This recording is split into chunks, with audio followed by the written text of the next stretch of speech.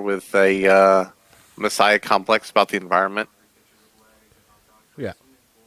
And in the first movie, they have a really good sequence where he talks about how he always dreamed about being a gentleman super agent. And the British spy talks about, well, I always dreamed about being a supervillain with, giant doomsday devices powered by volcanoes. Okay.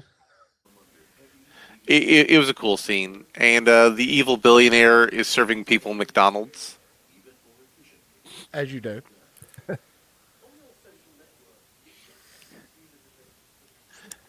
And the second movie introduces the British's cousin, the Statesman Organization. So the Kingsman Organization was based around British tailors. The Yeah. Kingsman Organization is based around whiskey, As it should be. delicious American bourbon. Fuck yeah. Well, technically, bourbon could have origins in France. Yeah, but it doesn't. I mean, you're not wrong. I'm just saying. All right. So, been a while since we've been here. Yeah, are we here? Yeah. We are here. That's I why wanted you to start over.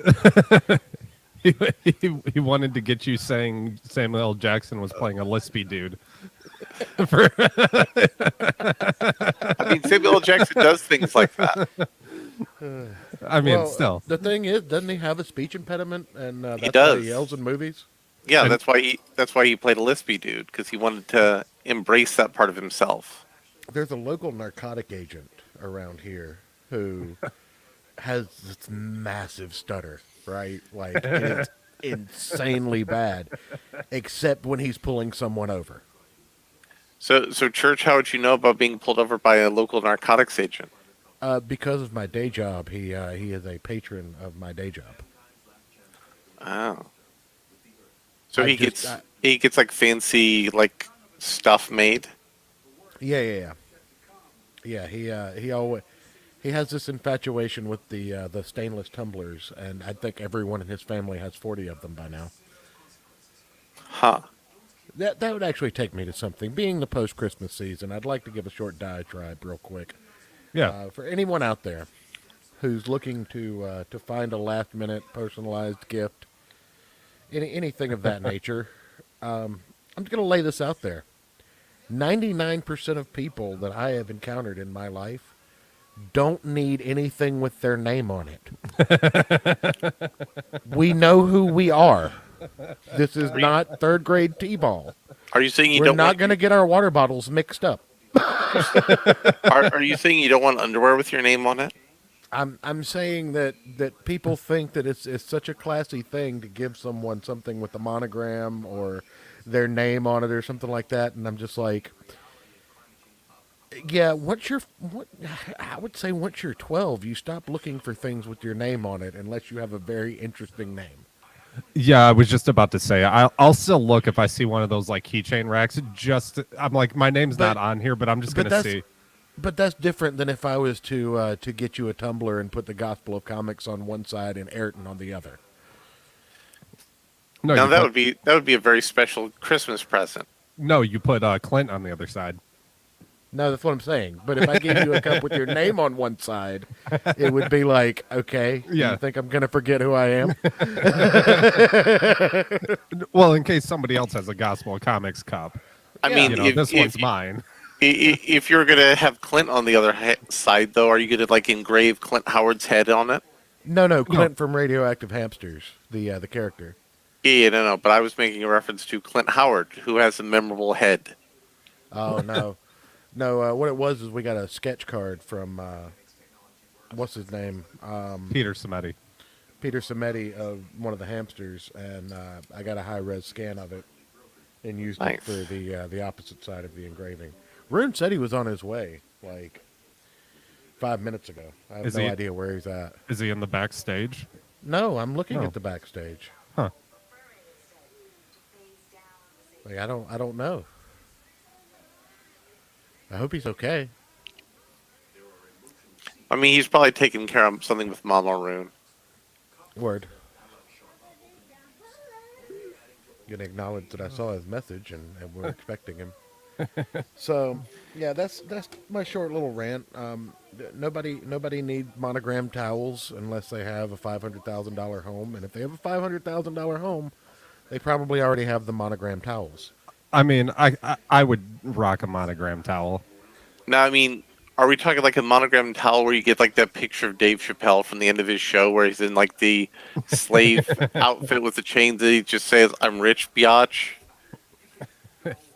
Well, No. yes, now, yeah, that's what I No, want. nobody does anything that cool, and we don't have the license to use Chappelle. Well, I mean, it's Dave Chappelle. You're gonna bootleg that, right? I mean, maybe for you, but I couldn't sell it. It's the weird thing about copyright law. Like, you can do anything you want to do, but when you make money on it, then it becomes the problem. And that's why if we made a fan comic, we'd have to take donations. Well, it's really interesting because there's some. I mean, there are some really shady, shaky lines there.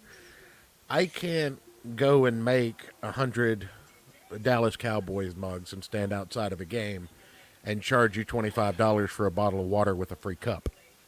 Hmm. Even though I'm not selling you the cup technically, it's really shaky. So, also they keep changing how much you have to change to avoid copyright. So even something that went through last year might not go through this year, but something that doesn't go through this year might go through in a year. It's weird. Although the general rule's like 25%. Something like that, but it has to be a specific 25% that actually transforms the property. Yeah. And how do you gauge that? Like, oh yeah, my Spider-Man logo is upside down and is green. Yeah, it's kind of like a music copyright. I think it's like you can have 8 notes of a melody be the same, but the ninth one has to be different. So in other words, But that's why it's do do do do do do do do do do do do Actually, do. Yep. actually, no. Vanilla Ice went and bought that shit after they took him to court. He owns that now. Technically, yeah, but yes, he changed that, or he cut out the last note and added a rest and then like a skip beat and back into it, so it wasn't quote exactly the same. Right. But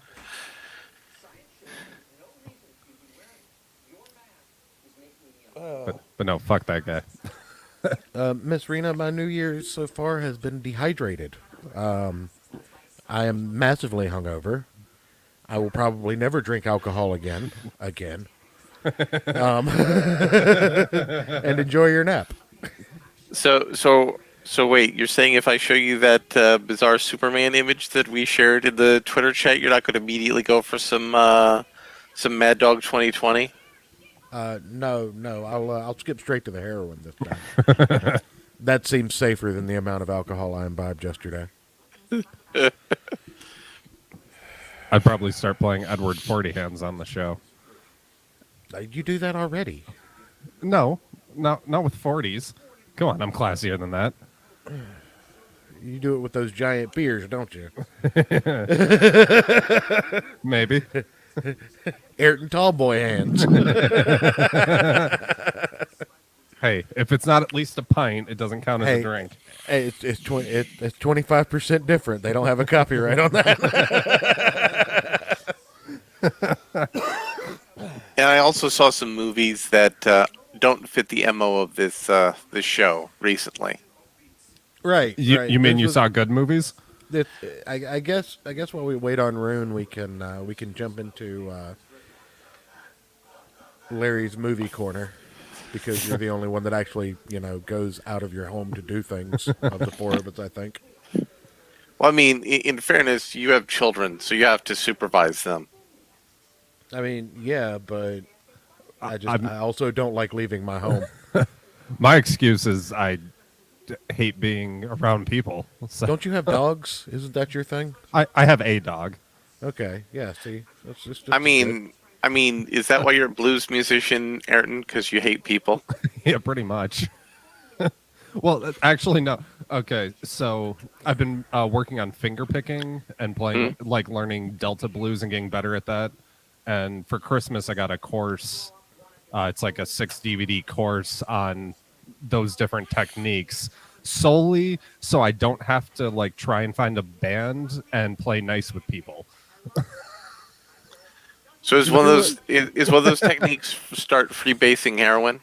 No. No, just do what Hugh Laurie does, and just record every individual instrument on a separate track, and then merge them all together. Well, yeah, I mean, I can do that too, but playing that live is tricky. So I saw the Matrix movie. Okay. It was bad, Okay. but I've heard this. but the best part about it being bad is the movie lets you know it was bad and lets you know why it was bad. I thought the directors let us know why it was bad when they were petitioning for it to come. Well, no, the directors didn't want the movie to happen, but Warner Brothers explained to them, look, either you make this movie with us or we make this movie without you. And those are your options. And so, in the fiction of the movie, The Matrix is a popular video game trilogy that transformed video gaming. And the character that we find out later is Agent Smith in the new Matrix says Wait, to. hold up. Okay, So it's a video game. That's what they went with. in the movie, yes. Okay, so there were video games, and they had Yes, their yes. own lore, and the video games Oh, actually no. did more Church, for the. church, Go ahead. church. This movie is a direct sequel to the video games. But that doesn't make sense. Make a What? video game that's a direct sequel to the video games because the movies have a canon of their own. Right. Well, this movie combined the canon of the movies and the video games. Yeah, they made a video game that did that. Hmm. And this follows the canon of the MMO because this happened 60 years after the last movie. I'm so confused. Oh, wait. So let me get back up. So within the game, within the movie, where Neo is a game designer talking to his boss, who's Agent Smith, who runs the video game company they work for, they said, our parent company, Warner Brothers, wants to do more of these. And they said, either you do it willingly or we do it and kick you out and break our contract with you. Isn't that exactly what happened to have the movie take place in the first place? Yes. So Yeah, so it was. They literally inserted a meta moment. no. This movie is nothing but meta moments. That sounds terrible. So they spend the first half an hour talking about the mind-numbing process of corporate production, where there's like a focus group where they said the two terms that people associate most with the Matrix is groundbreaking and original. So how can we make this be both groundbreaking and original? You can't. It's the fourth installment of a movie. Right. But this is a bunch of corporate hacks. So they talked about how they could do that. So let me back up a little bit. So the movie starts with an almost shot-for-shot remake of the opening of the original movie, but certain characters and certain things are different. And there's a blue-haired, ambiguously gendered.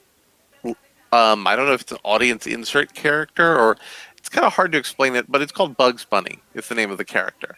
Yeah, the White Rabbit reference, Right. I guess.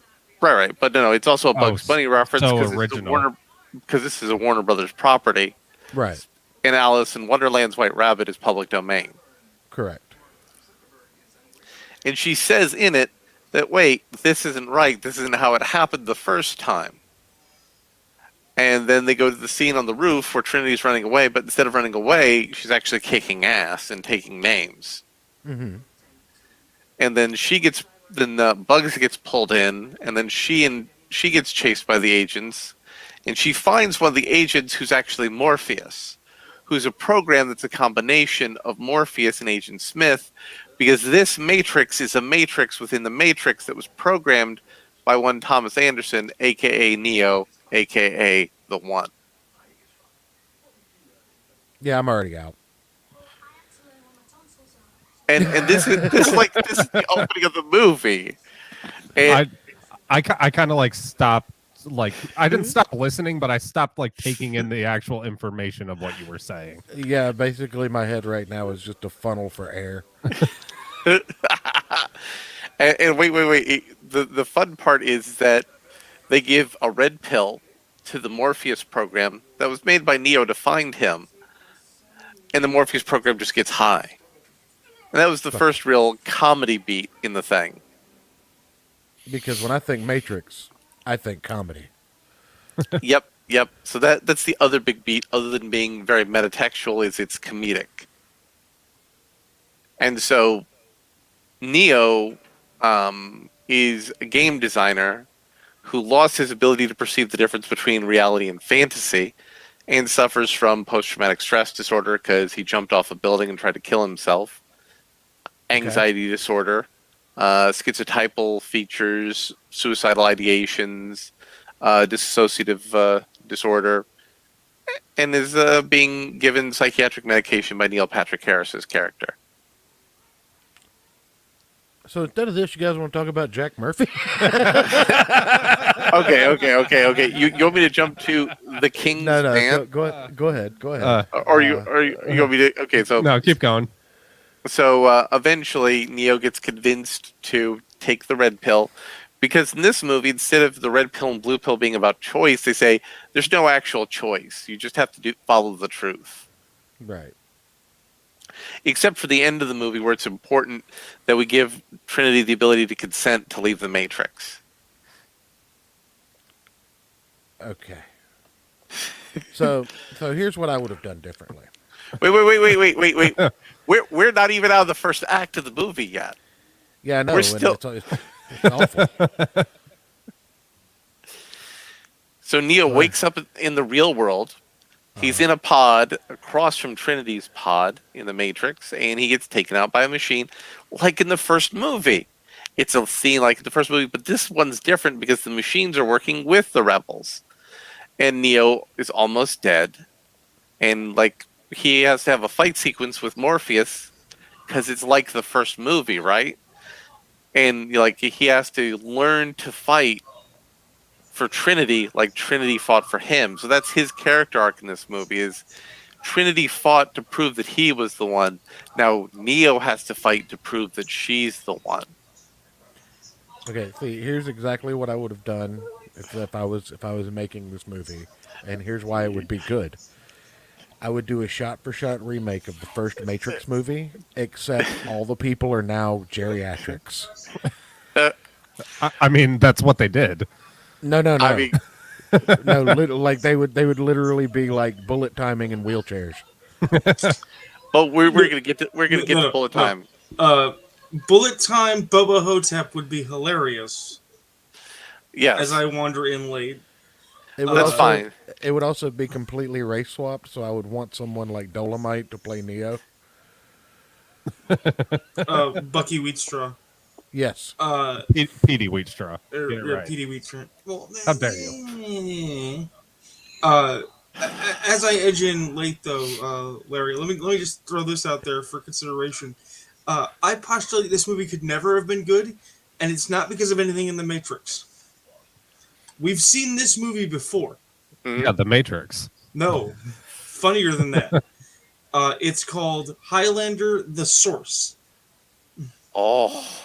The crux of that incredibly terrible movie, which was another vehicle to try and get Adrian Paul a movie deal, was that a group of immortals go on the quest to find the source. Where does the immortality come from? Which is itself a homage to the Grail quest for knights, and they find that it is guarded by this blue wrestler with a sword, which is just terrible. And Adrian Paul, of course, defeats him. Well, at least the Blue Meanie's still getting work, right? Sure. No, this wasn't the Blue Meanie. This is a guy who weighed less than the Blue Meanie. And was half as lovable. Man, but the thing why is, do I get this man that no-sells my jokes around, guys? Here's the thing. Adrian Paul defeats him because, of course, he does. Right? Yeah. And the love interest girl who's not going to live forever, asks him, where is the source? What is the source? What's the whole purpose of this? So that Adrian Paul can put his hand on her Baron, because she's now magical pregnant, and say that their baby is the source, right? Because Jesus homage, got it. yeah, because the only way that you can have Neo and Trinity both be the one and solve the robot war for the now never going to be made Matrix 5, right, is for them to have a RoboKit. They have to have sex in the Matrix to produce to produce a computer program baby that will bring unity to machines and flesh people. I mean, Right. that sounds like a much better idea than what they did. And that will be the one. No, it would be fucking retarded. Right, Because but it sounds like a better idea. Because it would be than what sniffing its own farts, which the Matrix always has. I've never liked the Matrix. I didn't like the first Matrix. Look, Because it's totally sniffing its own farts. the only good thing I can say about that Highlander debauchery is that it was a sequel to the greatest movie ever made, Highlander 2: The Quickening. You know, that is true. Because here's the thing. The less said about Highlander Endgame, the better. Oh, That movie does not exist to me. Because I've seen it and I hated it. It wasted Donnie Yen. It was a terrible Christopher Lambert movie. The villain made no fucking sense. And I can't understand why they felt the need to try and push Adrian Paul, who's a serviceable actor, but is not going to carry a movie. The TV show is more popular than the movie was. At the time. At the time. No. The movie lost all credibility with Highlander 2: The Quickening. Yeah, but but never recovered. No. Quickening is a cult favorite because people have the Renegade edition now that doesn't have all of the corpo adjustments that the studio thought we needed. Because the studio was the one that said that we needed aliens. Yeah. Renegade edition is great. I just like that 2 Green Goblins flew down from outside the Earth and challenged an immortal to a sword fight. It's fucking amazing. and you have peak Michael Ironside driving a train so fast that people fly to the back and are crushed to paste.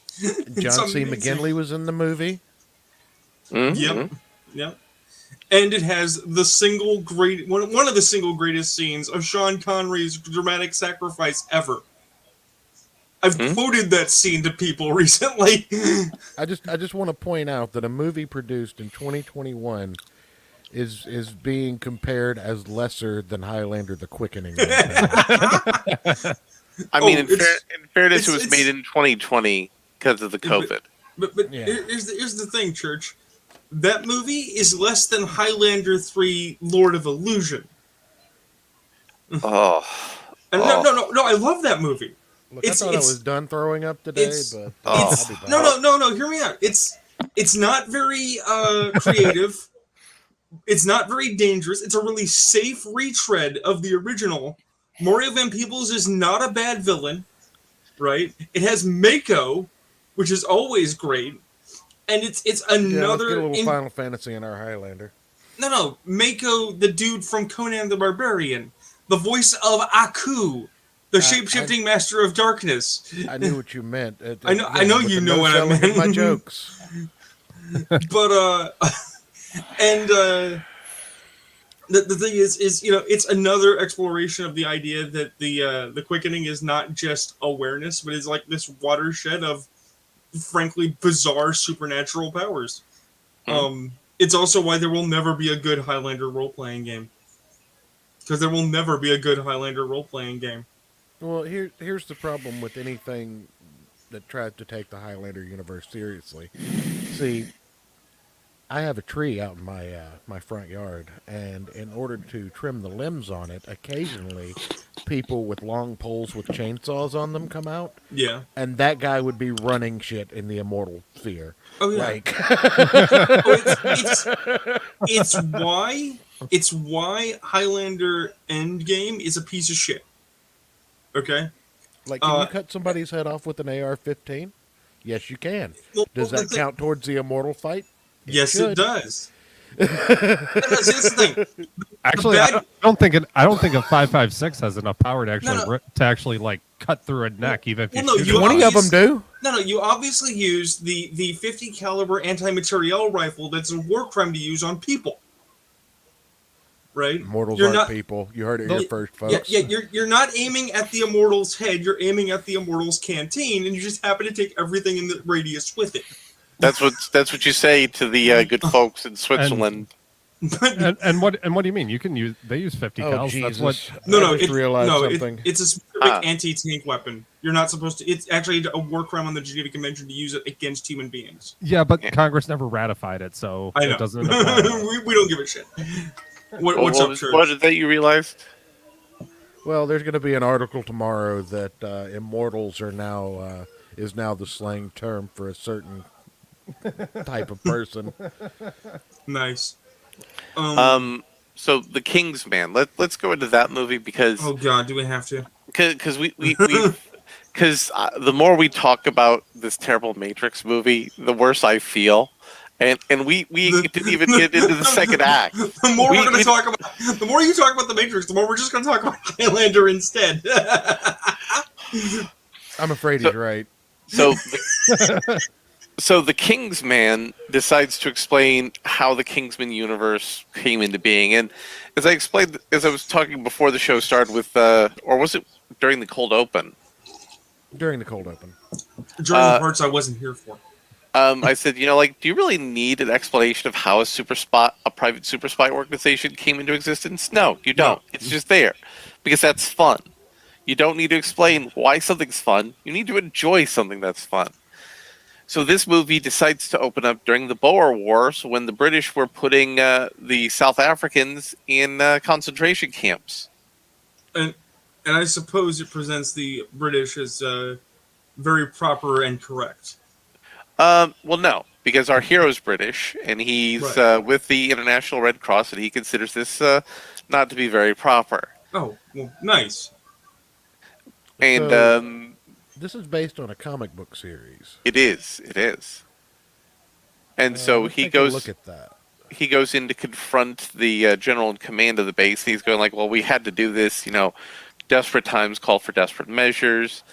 Then one of the Boers shoot his wife in front of his kid, and he swears to his wife he's going to protect his son. So he forms an international spy network using domestics, as the British would call them, across the whole of Europe, led by his trusty African tribal butler and his nanny. So I'm looking at this, and I don't have a lot of experience with the Malarverse, but He likes people's heads exploding a lot. apparently this happens in the same universe that Kick-Ass does. I am so not surprised. Okay. The church has gone silent. Oh, there we go. Well, So- no. It's. I'm just looking at the Wikipedia. For example, Yeah. celebrity kidnappings that take place in Kingsman Volume 1 are referenced in Kick-Ass Volume 4. Huh. So, Well, I did not know that. So that also Weird. explains why Obama's head blew up in the movie. Look, no, I think that's a political statement, Larry. Well, I mean, Mark Millar made that statement in this movie. I don't know why he made it. That's an interesting question, but Because So- Mark Millar is an edgy hack. yes, he is. Does anybody So, know where he was on January the 6th? interesting question. Hey, you guys should go but- read the tweet I shared in our the- group DMs. I mean, the obvious answer is Mark Millar was on a grassy knoll in Texas on a given day near a book depository. You see, the thing is, there were people who were doing that on January 6th. But before we go into I hung out on that grassy knoll. It's quite comfy. But before we go to this, we're going back to this movie. So Ray finds his son is now a 17-year-old. Even though technically he could have lied to get into military service, he doesn't do that because it's not proper in British. But he's been given a white feather, and that's a stain against his character. Because they decide that this whole movie is going to take place over all of World War One. Right, it's a prequel. Right, but they're going to spend a 2-ish hour movie talking about a 4-ish years long war. I There's what. mean, they they've already screwed up and they don't know why. But wait.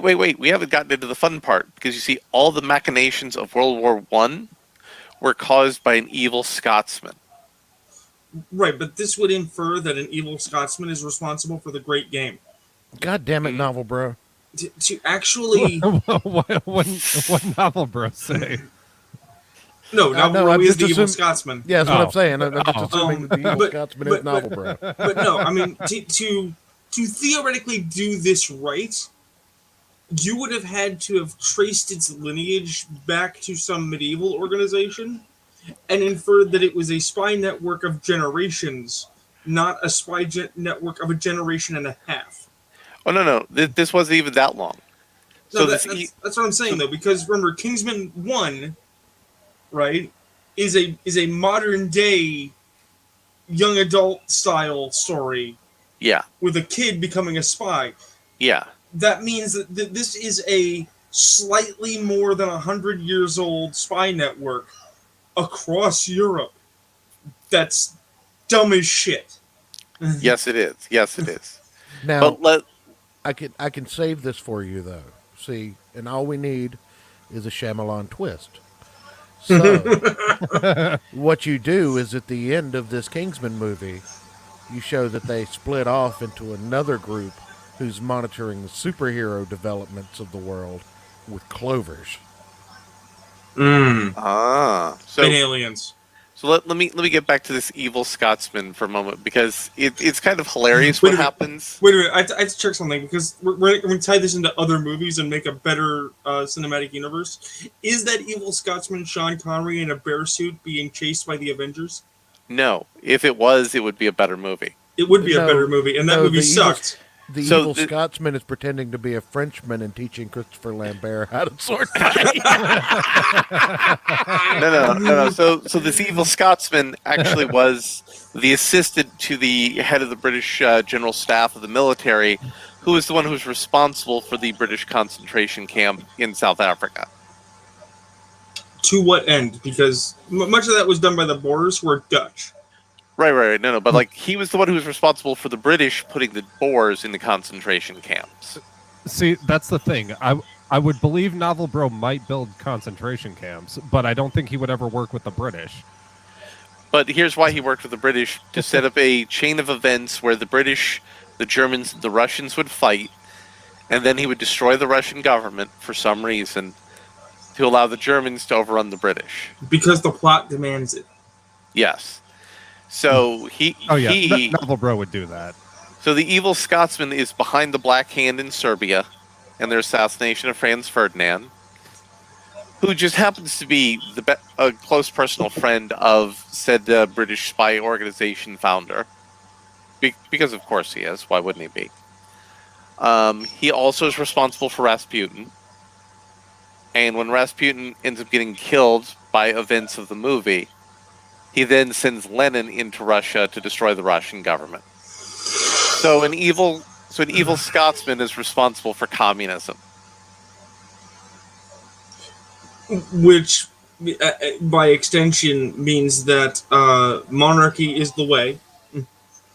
Because remember, the reason that communism was so frightening to the powers of Europe was because they were concerned that communism was the next natural progression from libertine republican states like America, and that it was going to systematically destroy monarchy. They weren't entirely wrong. Also, the evil Scotsman's henchman in Germany is responsible for the Zimmermann telegram, Of course. which unfortunately backfires. So the evil Scotsman has to send a sexy woman to seduce Woodrow Wilson. You know, I will say that there is one good to come out of all of this, Larry. Hmm? You are providing me with the pictographic proof for any future conversation I have as to why Vampire the Masquerade's metaplot sucks. Okay. In Masquerade, Okay, once you strip away some of the superficial stuff that's fun, everything is a conspiracy leading to a supernatural. Everything is involved with somebody's supernatural bullshit, which means that Mhm. everything eventually leads to Thomas Jefferson, Rasputin, and George Washington in a UFO flying into the abyss, because that's the classic world of darkness, and that's stupid, right? But let me finish painting this picture for you. So they go off to murder Rasputin because Who you have to. who is a ridiculous whack job because of course he is. Hmm. And so they set up the young British man to be a honeypot to seduce Rasputin, but they have a twist where he actually wants Ray Fiennes' character instead. Wait, Rasputin is gay? He's trisexual, or What? in the words of Jack Murphy, he's heteroflexible. What?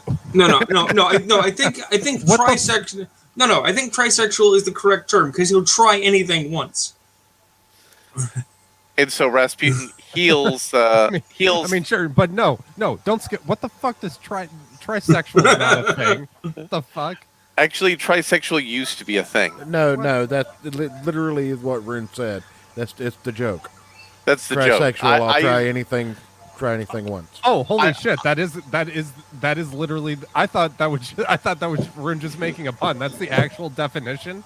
No, that's the Well, joke definition. It's slang. That's TRY sexual. There was Yeah. a TRI No. sexual, but that's just disgusting, and I don't want to get into that one. I mean, I typed it TRI sexual definition, and it said a person willing to try anything sexually.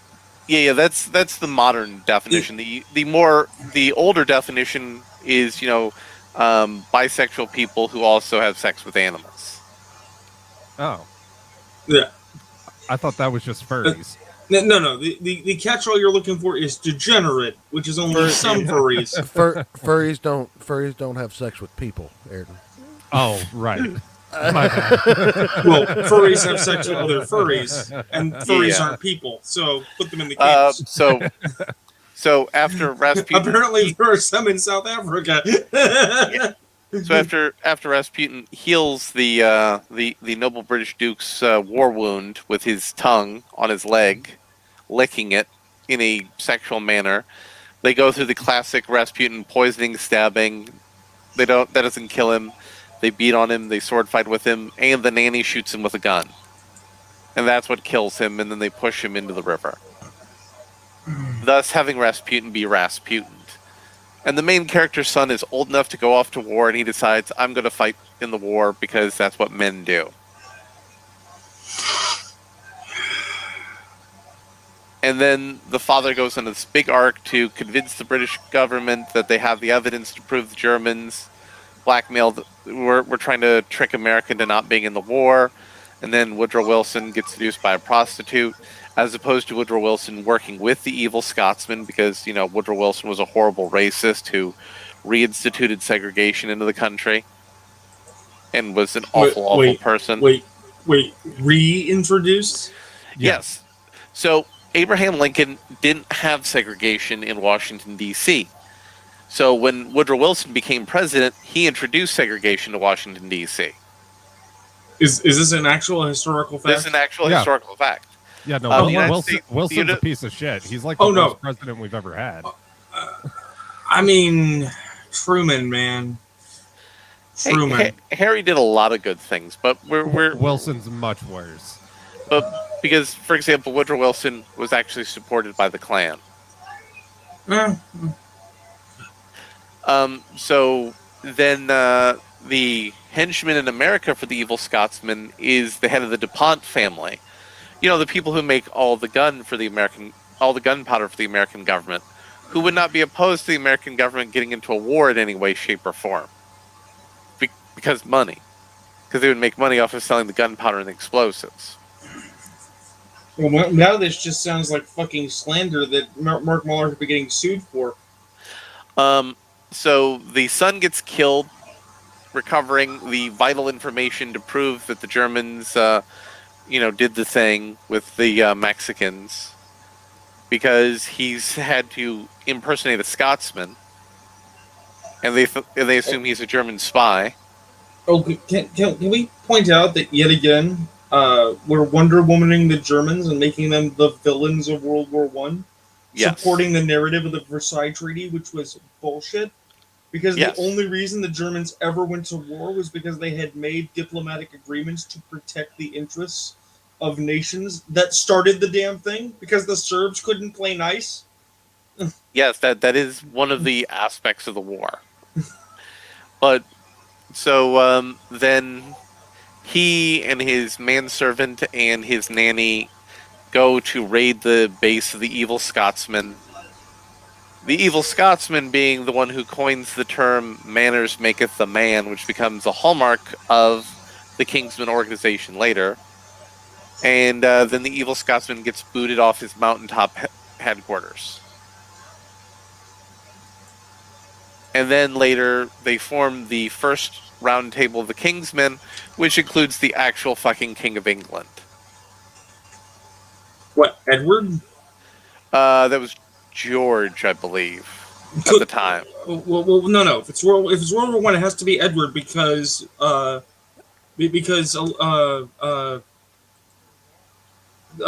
Victoria just died. No. It was the one who succeeded Victoria was George. No, Edward. Give me a second. I'm looking it up. Keep going. It was not Edward because it was his. Yeah, King George V. It was King George V. He's the second son of Edward VII. No. Her Queen Victoria's successor is Edward the Seventh, but he was only king until 1910 because he died. He died in 1936. Edward the Seventh. No, George V. Yeah, no. Edward the Seventh is Victoria's successor. He was king Just a from second. 1901 to 1910.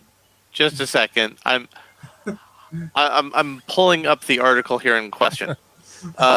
George V was second.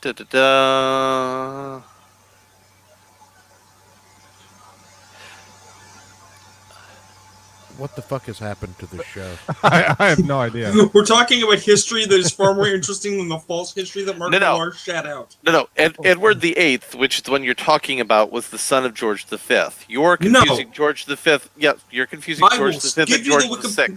No, I will give you the Wikipedia right here. Edward the Seventh. Well, it was George V was the king during World War One. Yeah, during World War One, but Edward came first. God. So I've we're actually down- found something. I've actually found something more interesting than either of the movies Larry brought to the table. So we're gonna go through that real quick. Okay, No, because I mean, this is the interesting movie. We can't talk about the interesting movie because Rune hasn't seen it yet, and that would be rude. I appreciate that. So, Wait. if you really want to spend 2 hours and enjoy your time Air frying a Big Mac? for 120 minutes, shout out Kendrick Lobstar over on Twitter. We're gonna go through this endeavor and see what happens when you air fry a big. fucking thing I've ever seen. We're gonna air fry a Big Mac for 2 hours and review the results, guys. Let's go on a journey. Hey, church. Yeah, Do you like coffee? yeah. Ayrton, do you like coffee? Yeah, a little too much. Larry, do you like coffee? Yeah. If you ever want to see a hate crime, look up the video on YouTube about making coffee with milk. Okay. I don't mean. Well, that sounds awful. I don't mean putting No, I milk know. in coffee. I mean letting it curdle dipshits. into the grounds. I mean dipshits who put the milk in a drip coffee pot with a filter Yeah. and make coffee with it. A young woman who is an actual barista bought a piece of shit cheap coffee pot to test this, and she goes into the reasons why you shouldn't do it, and then she does it, to Right. find out what it tastes like, and it is horrifying. Well, Nice. we're gonna look at the air frying of a Big Mac though. All right. over 2 hours. yeah. So I stand corrected mainly, but Bertie was Edward, who was succeeded by his brother George, who is, I forgot his nickname because all of Victoria's kids had weird nicknames. And the other son, who became the next King of England, was the King of England during this particular sequence of events. Right. Who then joined the Kingsmen's organization, which was stupid because you can't be an independent spy organization if the sovereign of the goddamn country is one of your members. Because that doesn't make any GD sense. Well, because it's not an independent spy thing, and never was. Right. It is Mark Millar's attempt, put into film, of trying to do what Alan Moore did with the League of Extraordinary Gentlemen, and failing to understand the horrible secret that League of Extraordinary Gentlemen wasn't just a bad movie, it was a subpar book. Ooh, I'm gonna add that to my list of comics for our little thing we're doing. I've already read it. That doesn't matter. I can make you read it again. Sure. We're gonna go through this real quick because it is the actually interesting. Burger? Yes. Burger! So, last year, Kendrick did hot dogs, and they caught fire. Nice. So this year we went with the Big Mac, and he removed the lettuce, assuming the lettuce would be the first thing to catch fire. And then begins the first 60 minutes at 300 degrees Fahrenheit. Well, I mean, the lettuce would catch fire because it's McDonald's lettuce. If you used real lettuce like you get from a grocery store, it might actually last longer because of the water content. Unlike last year, my wife is aware of what I'm doing, and like last year, is not enthusiastic. The first 10 minutes have elapsed. 110 minutes remain. I sense I'll be learning more about bread science and hamburger science. Just take this time to say, I won't see your comments for a while, but I will not. Go ahead. Oh, yeah. You can get a degree in meat science. Yeah. Doesn't Jack Murphy have that? I mean, really, when this is done, there is only one question. Will it blend? I'll take this time to say that I for sure won't see your comments, but I'm not interested in shilling your crappy room lights or whatever people put under viral threads. I will, however, accept housing because I will presumably be kicked out of this year's experiment. This is not being done outside. 20 minutes elapse. 100 remain. Like last time, I am hesitant to interact with the object lest I ruin the scientific nature of the test. It is, however, extremely hard. I've decided to upgrade last year's bottle of Fire Gone with a real fire extinguisher, just in case. To address some of the fools in my mention, I'm the scientist here. I know what I'm doing. I do not. Opening the top for 2 to 3 seconds it takes to get a picture, I assure you, will have no effect on the horror that is coming. 30 minutes have elapsed, 90 remain. The smell is pretty strange, but not overpowering. Strong ketchup sauce smell that's described as not great. The smell has become worse. It is strangely sweet smelling with a hint of fire. 40 minutes have elapsed, 80 minutes remain. For a year, I've been getting the same question. Why? Why are you doing this? And it's pretty obvious. I'm a genius with a lot of time on my hands. Unemployed. Oh, God. The air fryer made a popping noise, and now the fan is really loud. I fear I may have broken the air fryer. 50 minutes have elapsed. 70 minutes remain. Incredibly, not much has changed. The air fryer is working, but I fear I may be buying a new one when my wife finds out. Oh my God, the smell in the last few minutes has become thick. It's vaguely tomatoey. I can smell it across the entire house. 1 hour has elapsed. 1 hour remains.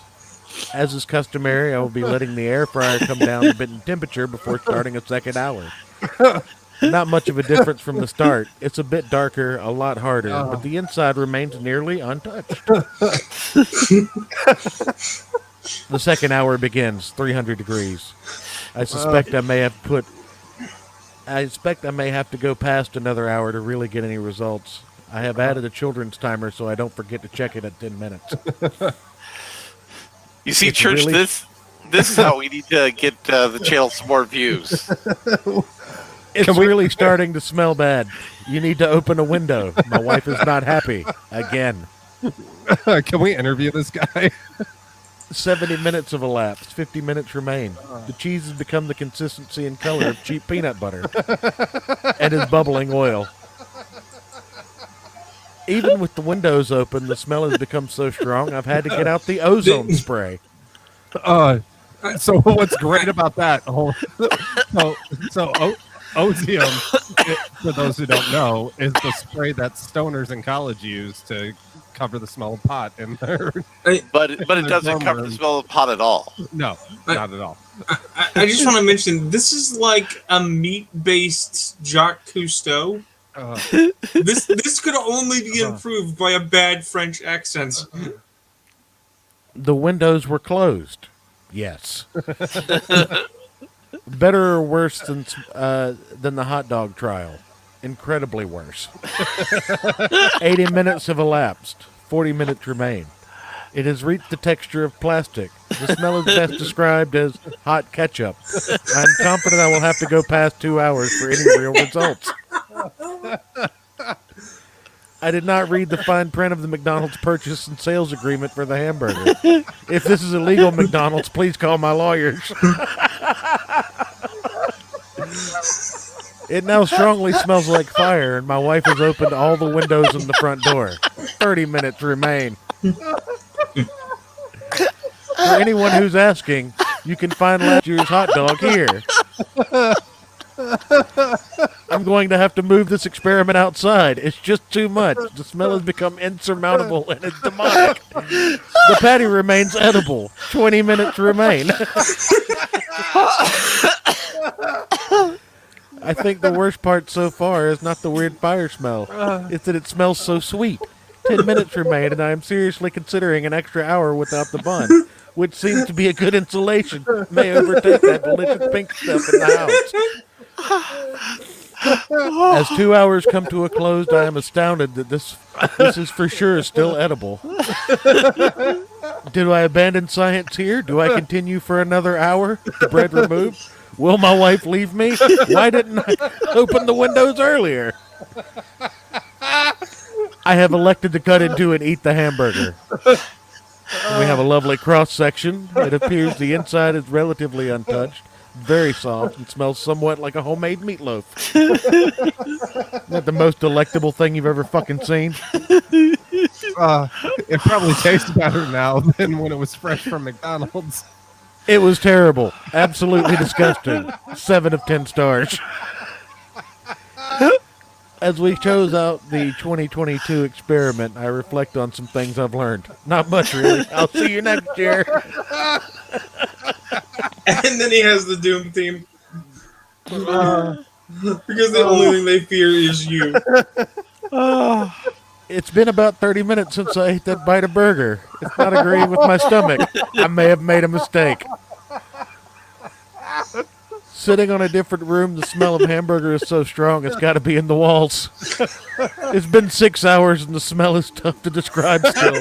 Sort of like McDonald's burnt down a town or two away, and you can just sort of smell its fucked up clown ghost in the air.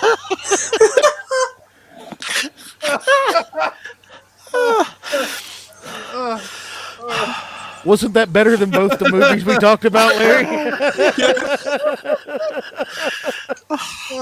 This is what actual fun sounds like. Is it over? Yes. Okay. Well, that was a good palate cleanser.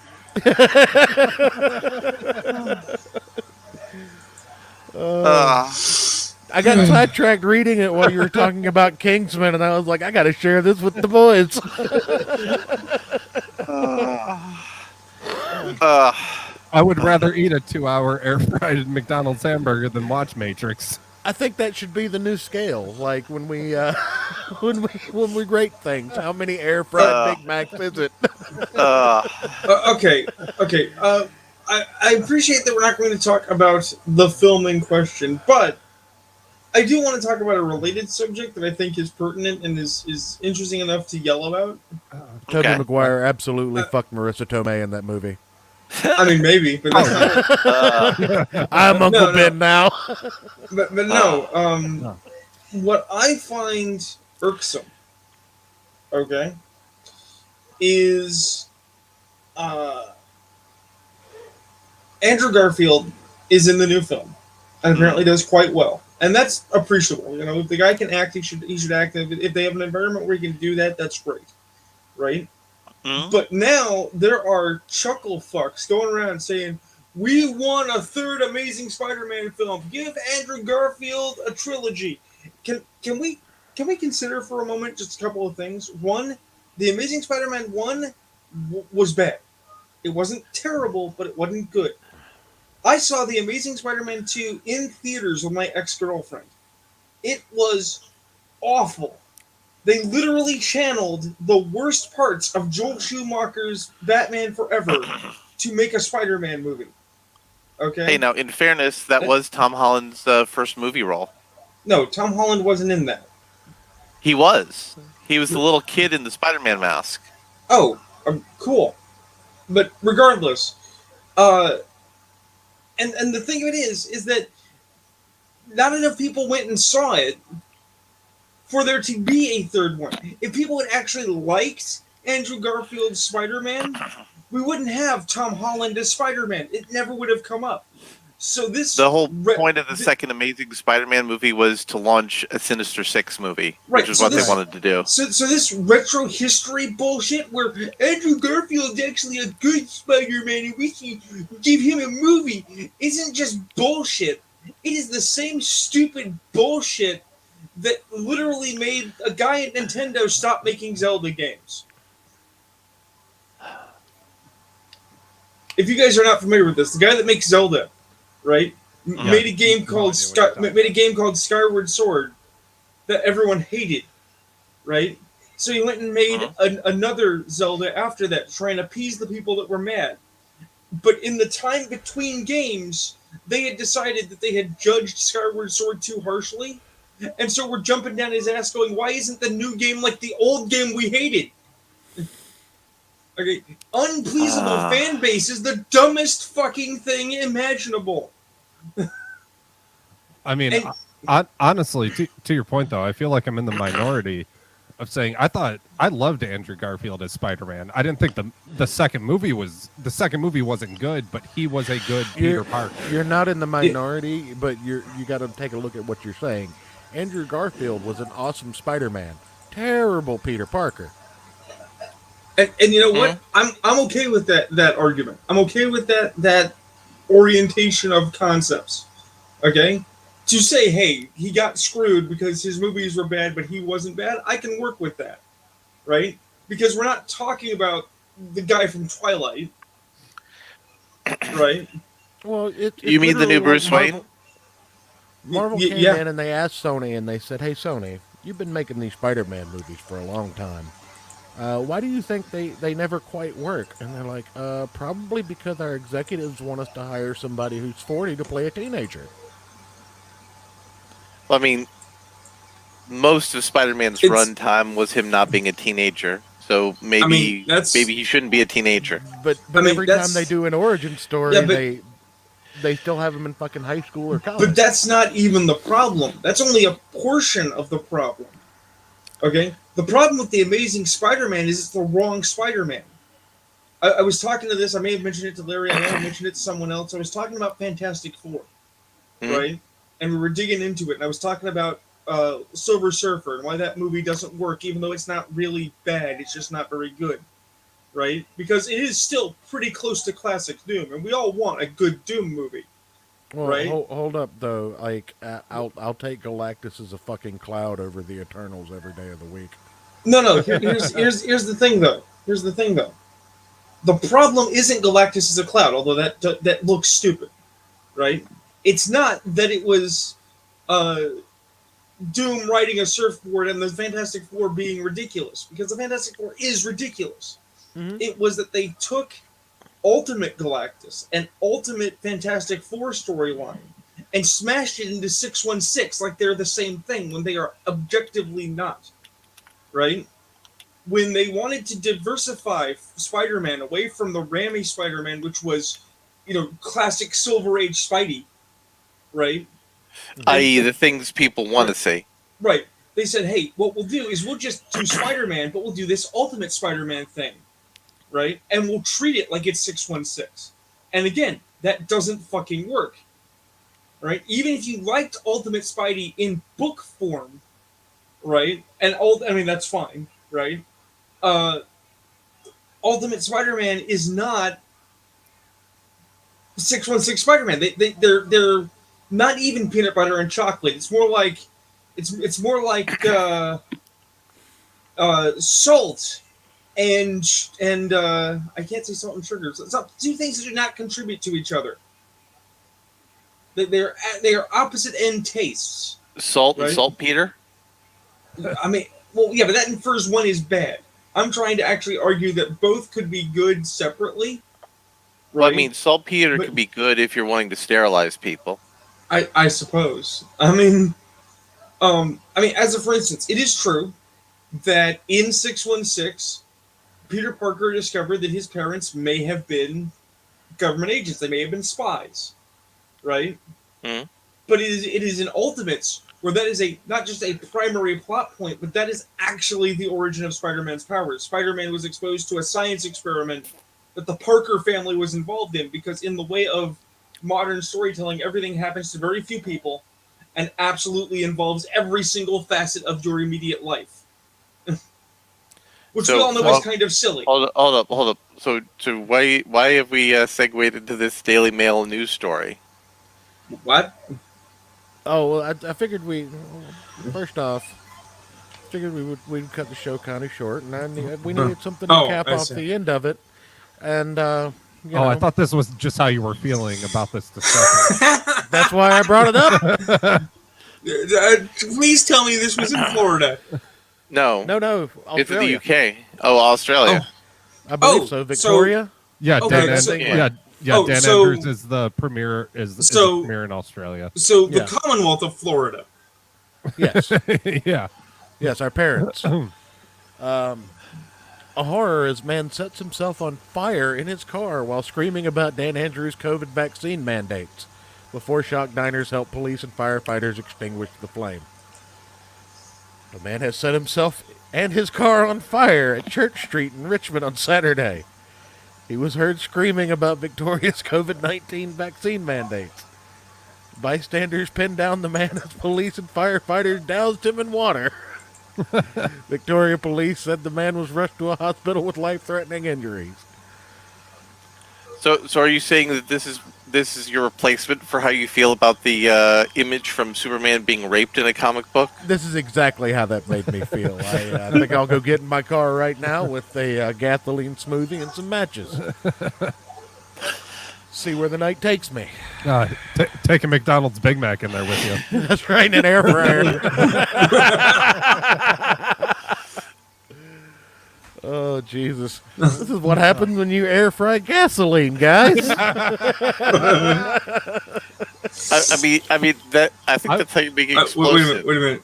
I want to make that video now. I know I have one, but it's my mom's, so I can't really waste it. Do we know anyone who has an air fryer? I mean, I do have an air fryer. I have one, but I'm not going to put gas in it. I like to put food in it. No, I think you should put DC Comics in it and be like, hey, guys, this is what happens when you air fry Spider-Man or Superman.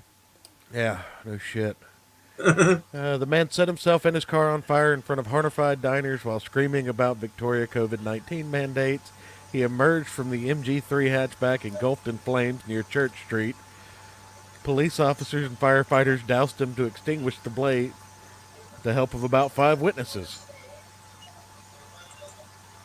I'm just wondering how you go from saying Premiere is a cuck to setting yourself on fire. I mean, that's Apex Alpha Energy. It Yeah. really. He That- must have that's- been a member of the Liminal Order. The Sentimental Order. No, that's a good one. That's the one you pay $100 to get nothing from. Oh wait, that's both of them. Um, Uh, so we can always end talking about how Marvel Comics is planning to ruin Miracle Man by introducing him into current year Marvel Comics. well, We could also talk about how Miracle Man wasn't really that good. Well, no, see, that's where I would go, is just cutting to the quick and saying the controversial thing that nobody gives a shit about Miracle Man. Miracle No, Man was And before it's- before you defend it, let me explain. I'm Uh, gonna defend it, but the explain. the window for people to give a shit about Miracle Man has well and truly passed. I mean, I have a This- Miracle Man tattoo on my ass. The slap fight between the various creators of Miracle Man for who really owns Miracle Man and who has the right to use and or claim it is irrelevant, because it's been going on for so long that it has passed its use by date. Nobody actually cares about the results. It might as well be an angry breakup, and I don't care about mommy and daddy's divorce. I just want my toys. well. I mean, in fairness, Miracle Man is part of the most hilarious lawsuit in the history of comics. I mean, Actually, yes. it's actually technically part of two of the most hilarious lawsuits in the history of comics. Because are you familiar with the history of Miracle Man Church? Oh, absolutely. And that's what I was going to say earlier, is that Miracle Man was never good or popular. The controversy surrounding Miracle Man was good and popular. And that's what caused people to actually notice the book. But the thing Basically, is, Miracle I don't Man think the book was ever fucking finished, was it? No. I mean, like 10 that's- years later, they put some supplemental material to it and tried to call it done.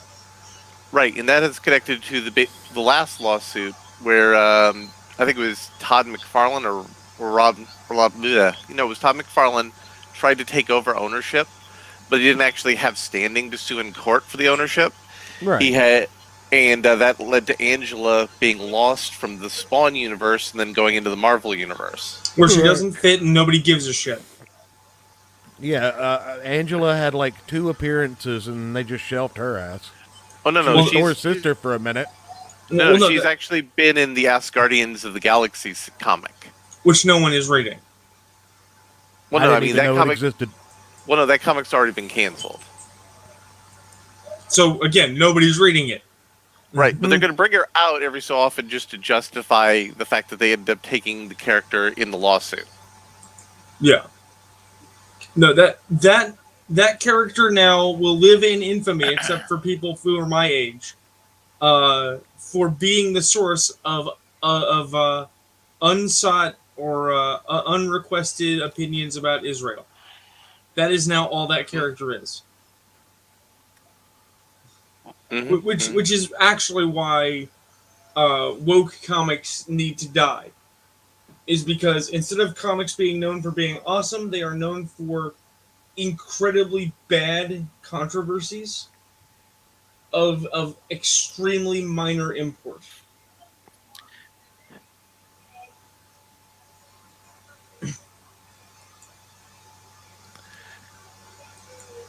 Oh, man. So apparently, Jack Murphy is using an avatar created by a fairly famous Twitter artist. that he didn't pay And- for. No, I think he paid for it, but the guy just wants him to stop using it because he doesn't want his artwork associated with that. I mean, that's totally fair. And somebody just put a Dropbox link out for a bunch of stuff they grabbed from the Liminal Order. Oh man, where link that? I'll take a look at that. But no, Yeah, Um, I'm going through it right now, but yeah, I'll. So, I'll do you tag want in to it. talk about how they're ruining the Drugar rune? on that note, let's go ahead and get out of here. I mean, In actuality, I honestly don't know if they are. I gotta wait and see just what stupid they do. But they're There, doing there's they're doing other stupid things. So I mean, you know, I don't give a shit about the book. eh?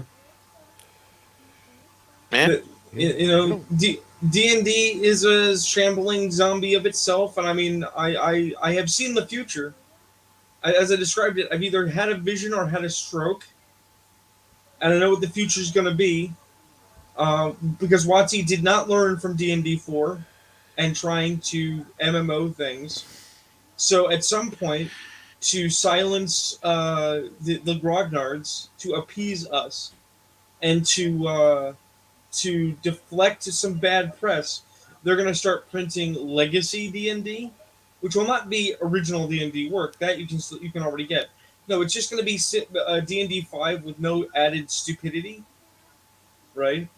And we're so fucking retarded, we'll eat it up like it's a great gift. Because get excited for next products rather than expect product to be good. Just like how Blizzard, acclaim that Blizzard Activision said, you don't want legacy servers, and then about 5 years later, to deflect bad press, said, "Hey, here's some legacy servers, you dumb clods." Well, that's actually not the story of how the legacy Warcraft came together. It is. It No, is, and no, it isn't. There's an it, official it story, but that is absolutely why they did it. no, no. There were a bunch of people who had enough shares of stock got together who were old hands from the original launch, who did some backdoor shenanigans and said, "Listen, let us do this as a test project to prove to you that there's a good business case for it." And then the whole shenanigans where they needed something for good press, and they said, "Oh, look at this thing that we totally were behind the whole time." Yeah, because they were always behind it. Just ask them. So we hit 11:30, so that gives Church the ability to get out a half an hour early and work off his. Yep. Yep. And gives me time to download this 2.5 fucking gigabytes worth of shit. Oh Jesus Christ! Or put a This Big is Mac why you don't in be your air internet fryer. people, folks. This is why you don't be internet people.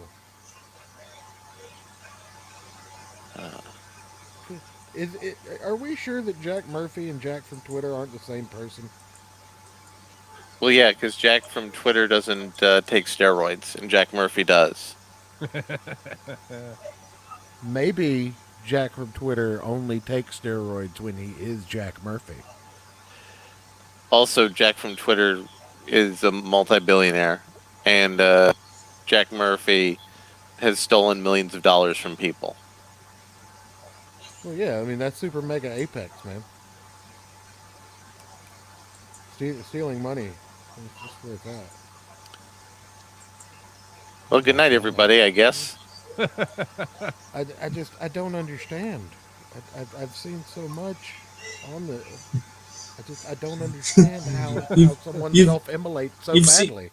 You've seen ships burning off of Orion. Right. All these memories we lost, like tears in the rain. Holy shit! Masculinity sessions. Yeah, I was just looking at that. Wait, what? They're MP3s. Sean Smith raw and unedited. What? Oh, okay, raw files. Yeah. Whew, lad. Yeah, the raw audio files, not not that kind of raw, church. Amazon stats. What's happening? Sorry, guys, I didn't mean to get him going down this angle. Church, I think now's the time to pull the plug as you're falling down this rabbit hole of darkness. I am. Oh God. No, that's a different show. But you should really tune in for Rabbit Hole of Darkness when we get around to that. That's right. It's a hairy hole of darkness too. As long as I don't have to get any Apex residue on me, I'm good. I mean, Good night, everybody. Were you going to do the thing? Oh, good night.